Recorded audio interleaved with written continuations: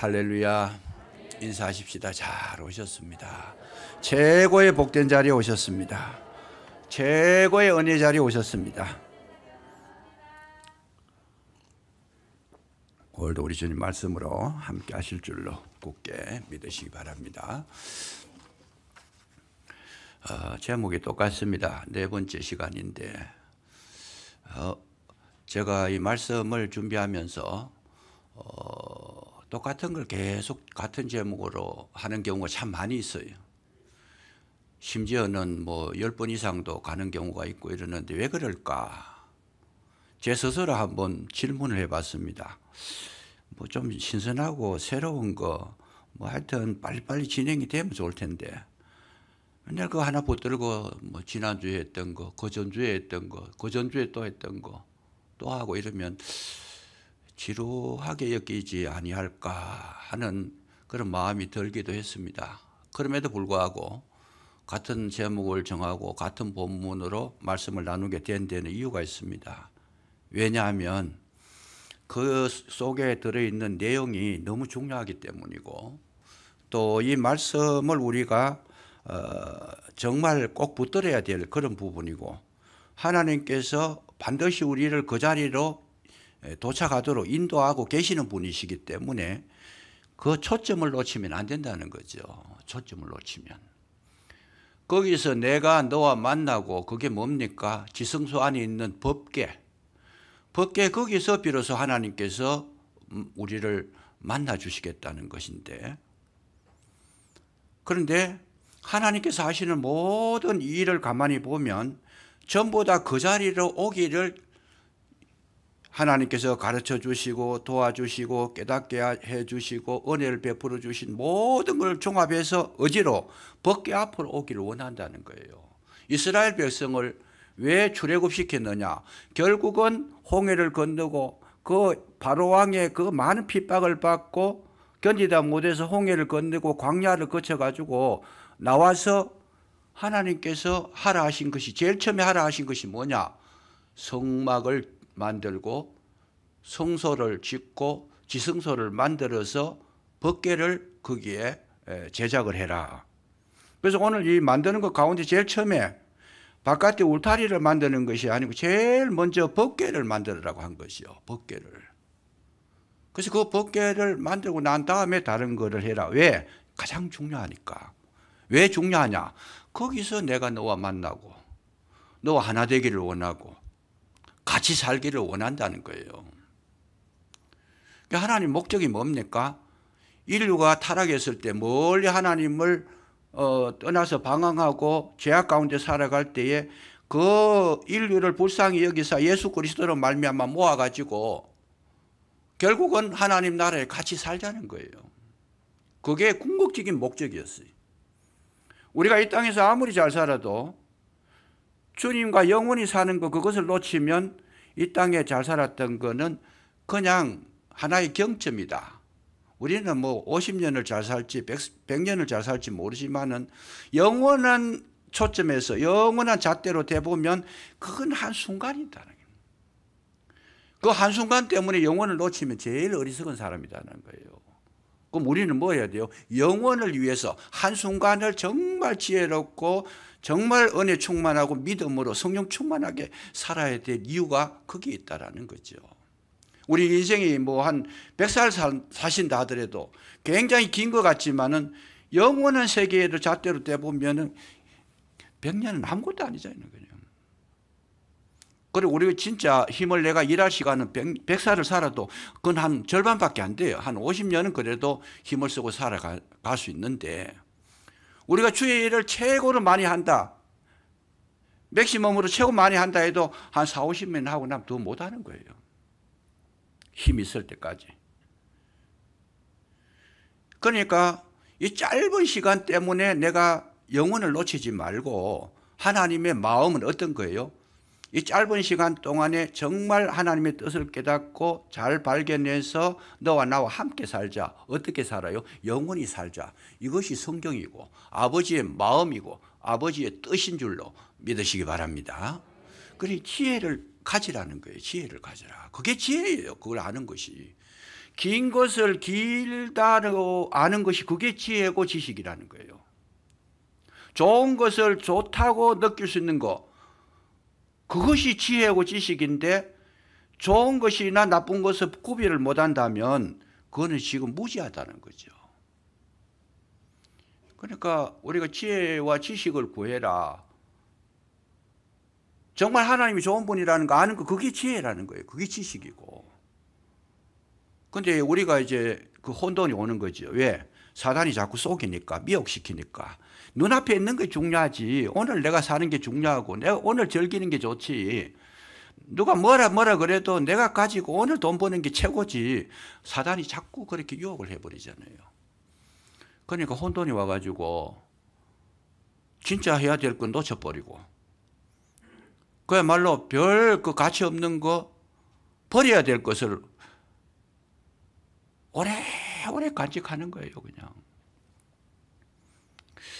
그래서 이 출애굽기 25장 10절과 22절은 우리에게 정말 잊어서는 안 되는 내용이다. 법궤를 먼저 만들어라 그러셨고, 거기서 내가 너와 만나겠다. 이 약속은 어떤 경우에도 놓치면 안 된다는 거예요.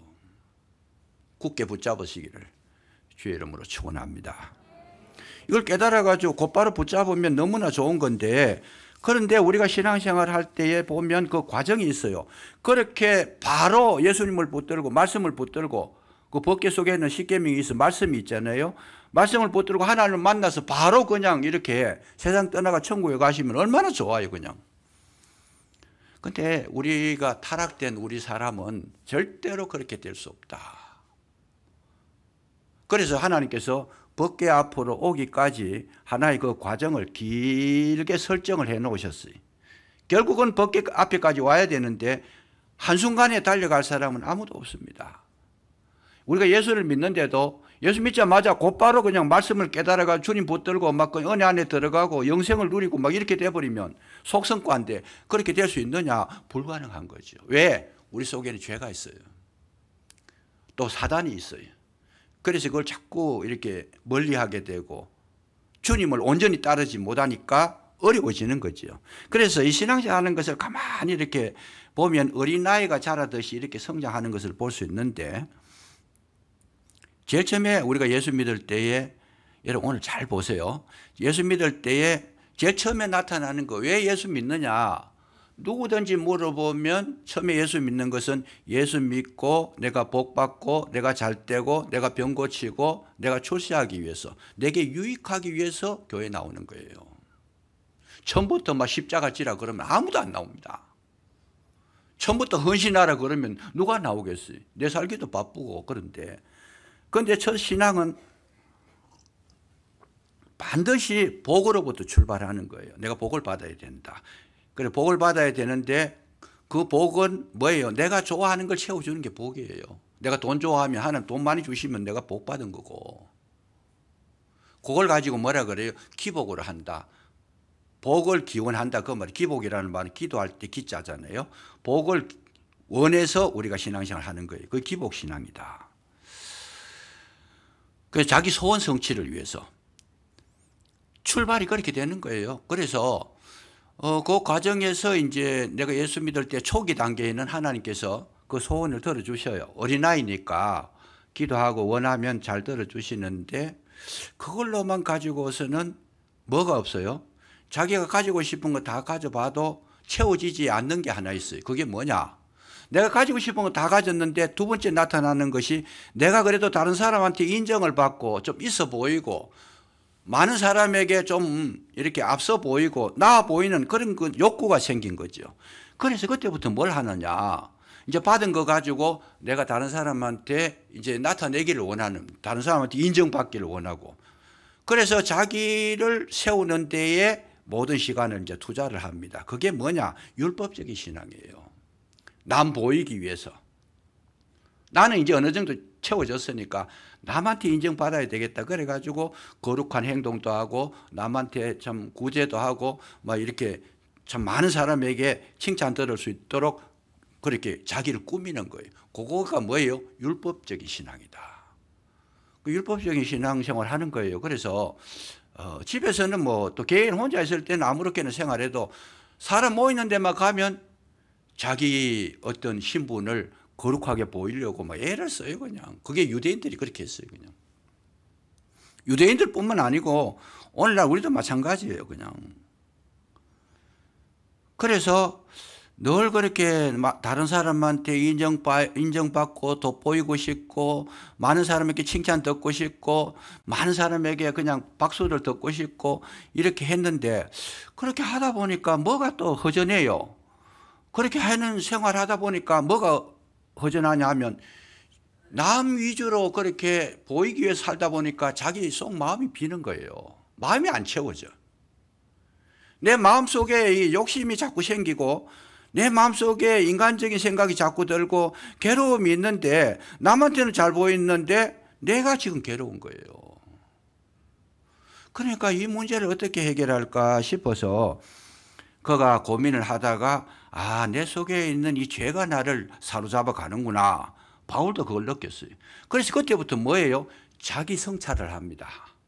율법적으로 채워지지 않는 것을 자기 성찰을 해가지고 나를 죽인다. 그래서 자아를 깨트리고 자기를 부인하고 자기의 심령을 돌아보는 그런 시간을 가지게 된다는 거예요. 그 시간까지 왔는 것만 해도 대단한 거잖아요. 많이 성숙한 거예요, 그냥. 그래서 그 성숙하고 나를 내려놓으니까 그냥 내려놓기만 하니까 문제가 뭐예요? 뭘 해야 될까가 없어요. 그러니까 어떻게 하나님 앞에 말씀에 순종하는 단계가 들어갑니다. 이제는 뭐가 해야 되니까 뭘 해야 될까? 이제는 내 뜻대로 하는 것이 아니고 나를 내려놓았으니까 주님의 뜻대로 살겠습니다 하면서 순종하는 그런 모습을 나타내게 되는데 거기까지 방금 아주 높은 경지에 올라온 거죠. 말씀에 순종하게 되는 거. 아브라함이 아들 이삭을 바쳐라 그러니까 하나님께서 아브라함이 얼마나 성장을 많이 했어요. 그러니까 바치겠습니다. 그러면 순종한 거예요. 거기까지 오니까 굉장히 성장을 했는데 그런데 하나님은 뭘 하기를 원하시느냐. 그것도 축복이지만은 거기서 머물면 안 된다는 거예요. 그럼 뭘 하기를 원하느냐. 성경을 가만히 읽어보세요. 거기서 내가 너와 만나고 거기에서 내가 너와 이야기하고 거기에서 내가 너와 사귀고 거기에서 내가 너와 사랑을 나누기를 원한다. 그래서 마지막 단계가 뭐냐? 주님과 한 몸을 이루는 연합의 단계가 오는 것이 가장 큰 축복인 줄로 믿으시기 바랍니다. 그 연합이 되는 거예요. 연합이 되는 거예요. 거기서 내가 너와 만나고 너와 살고 같이. 그러니까 뭘 해요? 그때부터는 이제 주님과 한 몸을 이루고 살아가는 것이다. 그래서 성경은 뭐라 그러느냐? 자주 제가 말씀을 드렸는데 요한복음 15장 7절에 보면 너희가 내 안에 거하고 내 말이 너희 안에 거하면 무엇이든지 원하는 대로 구하라. 그럼 이루리라 그러잖아요. 그래서 우리가 가만히 보면 주님은 너희가 내 안에 거하고 내 말이 너희 안에 거하면 주님이 내 안에 들어오셔서 은혜 주시는 건 좋은데 내가 주님 안에 거하는 건 어려워 싫어요. 그거는. 왜? 주님하고 같이 살려고 하니까 주님은 너무 정결하신 분이고 온전하신 분이고 우리가 수준으로 다가갈 수가 없는 분이니까 주님 내 안에 들어오셔서 은혜 주시는 것은 좋은데 나는 주님 뜻대로 살기가 어렵습니다. 그렇게 하니까 하나가 되지를 못하고 있어요. 주님은 오셨는데 나는 응답을 못하고 있더라. 그래서 연합이라는 것을 잘 생각하면 연합이 뭐냐? 쌍방이 동일하게 서로가 서로를 사랑하며 한 몸을 이루는 것, 그것이 연합이라는 거예요. 그래서 교회는 뭐냐? 교회 예수님은 머리고 우리는 몸이라서 머리하고 몸하고 떨어지면 죽은 거예요. 교회가 뭐냐? 교회는 그리스도의 몸이라고 하는 거예요. 몸. 표현을 그렇게 한 거예요. 왜? 생명체니까. 머리하고 붙어 있어야 된다. 그 최고의 축복이 뭐냐? 연합을 해서 한 몸을 이루는 것이 가장 큰 축복이라는 거. 이걸 우리에게 가르쳐 주신 것이다. 그 말씀이죠. 그래서 이거를 제일 쉽게 알려고 하는 것이 뭔가? 우리가 이 땅에 살아가는 날 동안 에베소서를 쓰는 바울의 내용을 빌어보면 가정을 이야기합니다. 가정을 이야기하면서 남자와 여자가 결혼해서 한 몸을 이룰지로다. 예수님도 그 말씀하셨는데 바울도 그 얘기를 하면서 뭐라고 그래요? 이것은 그리스도와 우리의 관계를 이야기하는 거다. 그러면서 뭘 이야기하시냐 하면 제일 알기 쉬운 연합이 결혼이라는 거예요. 결혼하면 어떻게 돼요? 남자와 여자가 한 몸을 이루는 것이다. 부부가 결합하여 한 몸을 이루는, 그게 연합이라는 거예요. 그러면 뭐예요? 나와 주님과 한 몸을 이루는 거. 그것이 마지막 종점이다. 마지막 종점이다. 그래서 한 몸을 이루는 것은 어떤 거냐? 서로가 책임적인 존재가 된다는 거죠. 하나님은 나의 삶을 책임져 주시고 나는 하나님의 기쁨이 되고 하나님이 원하시는 일을 하고, 그러니까 부부가 되면 남편은 가정의 경제를 책임지고 가정을 모든 가사를 일하는 것은 아내가 하고, 이 두 사람이 합쳐졌을 때에 온전한 가정을 이룰 수 있는 것이다.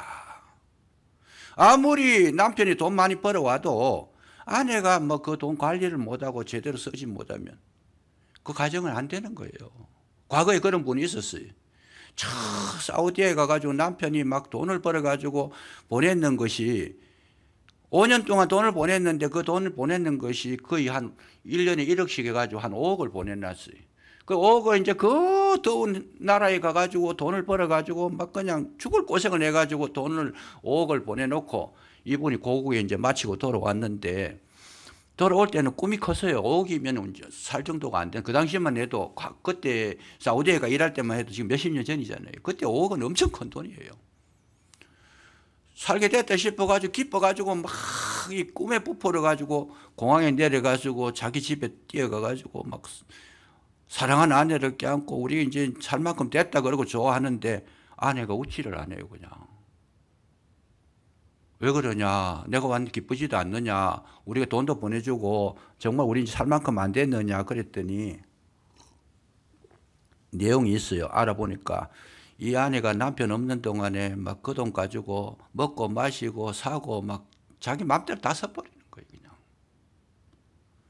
다 써버렸어요. 그래가지고 5억은커녕 몇천만 원 빚까지 지고 있더니 그건 가정이 안 되는 거잖아요. 그냥. 남편이 열심히 벌어주면 아내는 그 돈을 굴려가지고 더 만들고 정말 남편을 사랑하는 마음으로 기다리고 이렇게 해야 되는데 한 몸이 안 된 거예요. 그게. 동일한 원리. 우리가 주님하고 우리하고 사이도 주님께서 우리에게 모든 걸 채워주시는데 그 많은 걸 받아가지고 남아있는 게 아무것도 없어요. 그냥. 다 쏟아버리고 내 육체의 쾌락을 즐기는데 인생살이 하는데 이 세상 즐거움을 누리는데 내가 하고 싶은 거 하는데 그건 다 써버리고 없는 거예요. 그냥. 책임적인 존재가 되어야 한 몸을 이루는 것이다. 정말 중요한 겁니다. 그래서 이게 연합이다. 결혼하면 쌍방이 서로가 서로를 사랑해 주는 그게 연합이다. 두 번째는 뭐냐 하면 결혼을 하게 되면 뭘 해야 돼요? 자기를 모두 포기해야 돼요. 한 여자와 결혼했다라는 것은 대한민국에 5천만 인구가 있는데 반틈이 여자분이고, 그렇다면 예를 들면 2,500만 중에 한 명을 선택하면 2,499만 9,990명 중에서 다 버리고 한 명만 선택한 거예요. 그러니까 모든 것을 다 버리고 당신만을 사랑하겠다. 그게 연합이에요. 그게. 세상의 모든 거 다 버리고 나는 예수님만 사랑하겠다. 이렇게 돼야 되죠. 그게 진정한 연합이에요. 그리고 그 연합은 뭐냐? 정말 연합이 되면 사랑이 나타나면 뭐예요? 기쁨이 있고 감사가 있고 즐거움이 있고 행복이 있더라. 주님과 우리가 살게 되면 어떻게 돼요? 이 땅에 사는 것이 재밌다는 거예요. 예수 믿는 게 재밌다, 즐겁다. 늘 주님을 만나는 게 막 만나고 싶고, 교회 속에 예배 드리는 가운데 주님 임재하시는 걸 보면 막 너무 예배 드리는 게 막 그냥 어때요? 막 세상의 즐거움보다도 예배 드리는 즐거움이 더 크더라. 신랑 만나는 즐거움이 얼마나 커요, 그냥. 그래서 예수 믿는 것을 행복하게 여길 수 있는 것, 그것이 한 몸이 이룬 증거라는 거예요. 그럼 우리 예배 드리는 게 얼마나 좋은지 이게. 기다려지고 그냥. 정말 예배 시간 그때는 사모하게 되고, 그리고 남편 이야기 듣는 것이 그냥 듣고 또 듣고 또 듣고 싶고, 하나님의 말씀을 들을 때에 재미가 있다는 거예요. 그냥 주님과 우리가 한 몸을 이루게 되면 그 법궤의 능력이 나타나는데, 이스라엘 백성들에게 이 법궤가 이스라엘 백성과 하나가 됐을 때 어떤 역사가 나타나느냐, 하나님과 저와 여러분이 한 몸이 되면 어떤 사건이 일어나느냐. 여러분, 법궤가 움직일 때에 요단강이 끊어진 줄로 믿으시기 바랍니다. 너무 큽니까? 요단강이 끊어졌어요. 그럼 우리 성경을 우리가 자꾸 읽어야 되는 거는, 자꾸 읽어야 믿음이 생기니까 말씀을 자꾸 들어야 돼요. 요단강이 끊어졌습니다. 여리고성하고 싸움을 하는 데에, 여리고성 그야말로 칼 한 번 안 쓰고 여리고성이 무너졌어요. 왜요? 법궤를 앞세워서 가니까. 오늘 우리에게 있어서 그 법궤 안에 뭐가 들었느냐? 말씀이 들어있다라는 거예요. 말씀이 들어있고 아론의 쌍남 지팡이가 있고, 그리고 만나 항아리가 있는데, 원래는 법궤 안에 원래는 이 십계명만 들어있었던 거예요. 십계명만. 제일 중요한 것이 뭐냐? 하나님 말씀이 있고, 하나님의 말씀은 모든 우주를 다스리는 권능이 있고, 거기에 영광이 있고, 거기에 하나님 함께 하심이 그 속에 있다는 그 법궤 안에. 그래서 저와 여러분이 신앙생활 할 때 제일 큰 축복이 뭐냐? 그 법궤, 말씀을 좋아하고, 말씀을 사랑하고, 말씀을 기뻐하고, 말씀을 정말 내가 먹기를 원하고, 그 말씀을 먹었을 때 힘을 얻는 자가 이 세상에 최고의 복된 자라는 거예요. 최고의 복된 자다.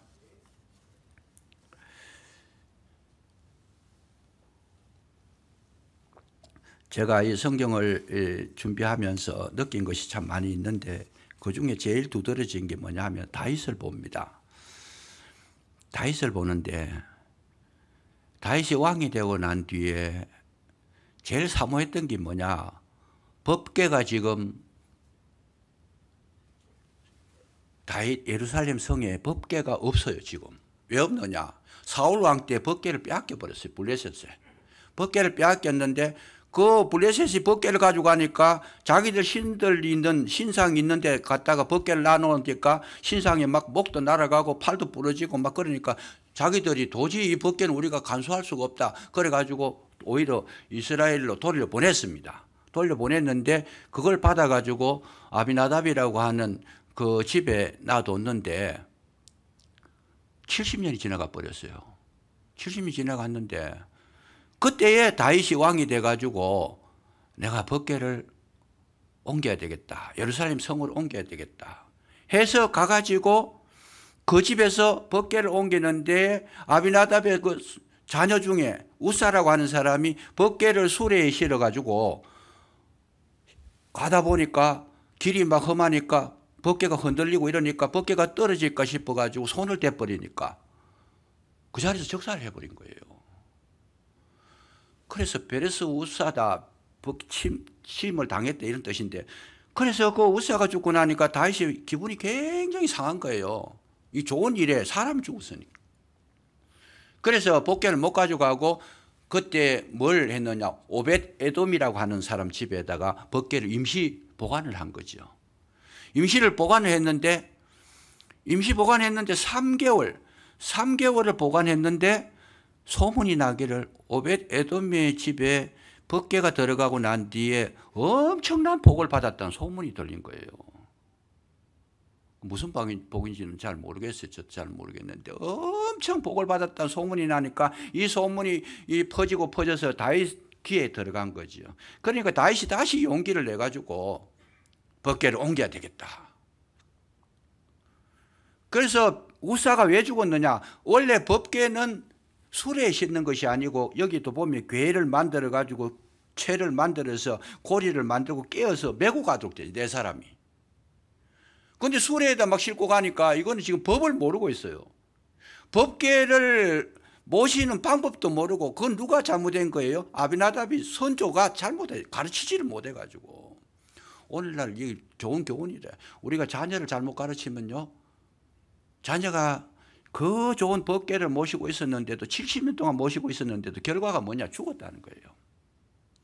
그런데 오벳에돔은 3개월을 모시고 있었는데 너무 복을 많이 받았다는 거예요. 왜 그랬을까? 오벳에돔의 집에는 자녀 교육을 잘 시켜가지고 법궤를 어떻게 모셔야 되고 어떻게 다스려야 되고 어떻게 만져야 되고 어떻게 해야 되고 다 알고 있었다는 거예요. 그래서 오늘날 우리가 정말 중요한 것은 이 말씀을 우리가 어떻게 내가 알고 어떻게 자녀에게 가르칠까 하는 거 참 중요한 거죠. 3개월만 있어도 복을 받는데, 여러분 말씀을 우리의 가슴 속에 우리 가정 속에 잘 간직하시면요 분명히 잘 될 줄로 믿으시기 바랍니다. 지금 우리 3개월 넘은 분이 대부분 다 3개월 넘잖아요. 교회 다니신 지 3개월만 잘 모셔도 복을 받아가지고 그야말로 온 나라에 소문이 나는데, 우리가 법궤를 잘 모셔가지고 말씀대로 순종해가 사는 것이 여러분 이 서재에 소문이 나고 달성군에 소문이 나고 대구에 소문이 나고 얼마나 큰 축복이었어요. 그냥. 그래서 이제 다윗이 가가지고 그 소식 들으니까 막 다윗이 마음이 뜨거워진 거예요. 다시 뜨거워져 가지고 법궤를 예루살렘 성으로 모셔야 되겠다. 그래서 사람을 동원을 하는데 얼마를 동원한 성경을 읽어보니까 4명이 법궤 메고 가면 되는데 3만 명을 동원합니다. 얼마나 다윗이 좋았던지 3만 명을 동원을 해요. 그리고 거기에다가 모든 악기를 다 동원합니다. 수금과 비파와 소고와 양금과 재금 모든 어떤 악기를 다 동원하고 하나님 앞에 제사를 드는데 제물을 갖다가 수송아지 7, 수양 7을 가지고 하나님 앞에 제사를 드리고, 그리고 뭘 했느냐, 이 오벳 에돔의 집에서 예루살렘까지의 거리가 10km인데 다윗이 법궤를 운반하는 가운데 막 왕이 춤을 추고 난리가 나. 옷이 막 흘러내리는데도 모르고 막 춤을 추고 이랬다는 거예요. 그랬을 때 그 안에 미갈이 놀립니다. 미갈은 사울의 딸인데, 아니 왕이 채신머리 없이 뭐 그럽니까? 우리 아버지는 안 그랬는데. 그 아버지한테 교육을 잘못 받은 거예요.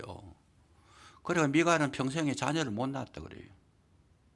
이게 참 굉장히 법궤라는 게 무서운 거예요. 왜 무서우냐? 법궤는 공의가 있기 때문에 하나님 앞에 말씀을 어기면 우사처럼 곧바로 죽음을 당하는 거고, 잘 지키면 엄청난 복을 받는 거예요.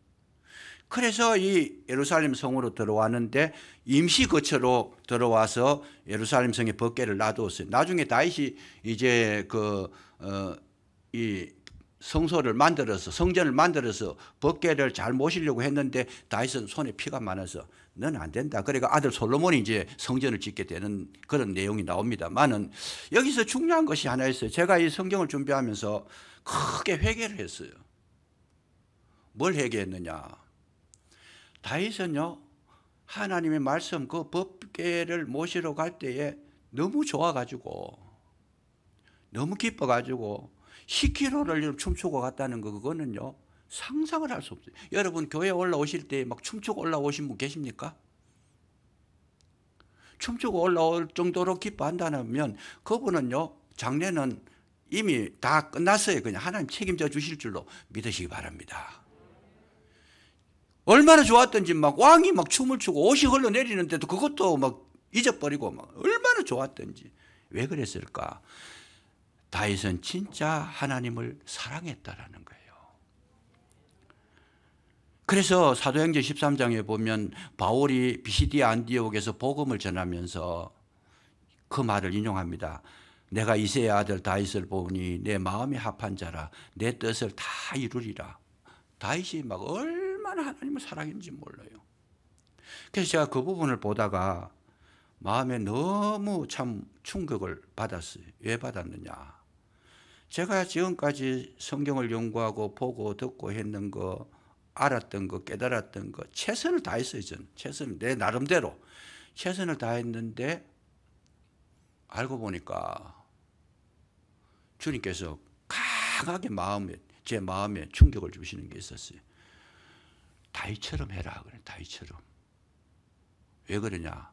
제가 말씀을 연구하고 준비하고 했는 것은 설교하려고 했는 거고 또 가르치려고 했는 거고 뭔가를 그런 것 때문에 했다라는 거 이걸 주님이 깨닫게 해주시는데 제가 크게 해결을 했습니다. 아, 이게 아닌데 정말 주님을 사랑하는 마음으로 주님의 음성을 들으면서 즐거워하고 기뻐하고 좋아서 주님의 말씀을 사랑하는 마음으로 해야 되는데 내가 설교하기 위해서 하고 가르치기 위해서 했구나. 이걸 깨닫게 해주시는데 제가요 거시로부터는 진심으로 회개를 하고 이제는 주님을 사랑하겠습니다. 말씀을 사랑하겠습니다. 제가 그걸 고쳤어요. 그걸 고쳤는데 오늘 저와 여러분에게 있어서 제일 중요한 것은 뭐냐? 주님의 말씀을 사랑하게 되면 주님은 나를 사랑하고 주님은 내 삶을 책임져 주시고 내 갈 길을 인도해 주시고 주님은 모든 인생의 전체를 맡아서 주관해 주실 줄로 믿으시기 바랍니다. 내가 이새의 아들 다윗을 보니 내 마음이 합한 자다. 진짜 주님을 사랑하는 마음으로 우리가 말씀을 보고 말씀에 순종하고 말씀을 그리워하고 정말 주의 일을 해도 주님을 사랑하는 마음으로 하게 되고 찬양을 해도 주님을 사랑하는 마음으로 찬양하고 기도를 하셔도 주님을 사랑하는 마음으로 기도하고 이 경지에 이르가는 게 이게 온전하게 하나님과 나와 하나가 된 거예요. 거기에 하나님의 영광이 나타나게 될 줄로 믿으시기 바랍니다. 끝까지 주님의 말씀을 사모하면 그 속에 가게 되면 하나님은 기적을 일으켜 주신다는 거예요. 기적을 일으켜 주신다. 한 가지만 말씀드리고 마치겠습니다. 그렇게 돼버리면 우리 앞길을 염려할 것이 아무것도 없다. 현재 고난이 온다 할지라도 그 고난까지도 하나님은 축복으로 만들어서 저와 여러분에게 넘치도록 채워주실 줄로 믿으시기 바랍니다. 미국이 1차 대전이 끝나고 나서 경제가 너무 어려웠어요. 너무 어려워가지고 그 얘기가 사실인지는 모르지만은 그 서부 지역에서는 사람을 잡아서 먹을 정도로 가난했다는 거 못 먹어서. 그리고 맨하탄 쪽에 뉴욕 쪽에 그쪽에 은행가들을 은행이 문을 다 닫아버리고 살 수가 없어요. 그래서 그 뉴딜 정책이라고 윌슨 대통령 때인데 뉴딜 정책이라고 해가지고 국가에서 경제를 책임지고 국가에서 간섭하고 국가에서 경영하는 걸로 해가지고 해봤지만은 해결이 안 나는 거예요. 그래서 그때를 가리켜서 뭐라 그래요? 미국에 대공황이 왔다. 정말 처참한 지경이 왔는 거죠. 우리나라 IMF 온 거는 비교도 안 될 정도로 처참한 지경이 왔다. 그래서 이 루즈벨트 대통령이 됐는데 루즈벨트 대통령이 이 뉴딜 정책도 쓰고 굉장히 노력을 많이 했습니다. 그러니까 중간에 실망을 해요. 그냥 해도 안 되고 하니까 어려워서. 그 루즈벨트 대통령은 미국의 32대 대통령인데 4선 대통령입니다. 너무 힘들고 어렵고 두 손을 바짝 드는데 그런데 그중에 그 루즈벨트 대통령의 어머니가 사라 델라노라고 하는 여인인데 사라 델라노가 항상 하는 이야기가 주님을 사랑하고 주님을 끝까지 바라보고 주님을 의지해라. 이 말씀 사랑, 주님에 대한 사랑을 아들한테 늘 가르친 거예요.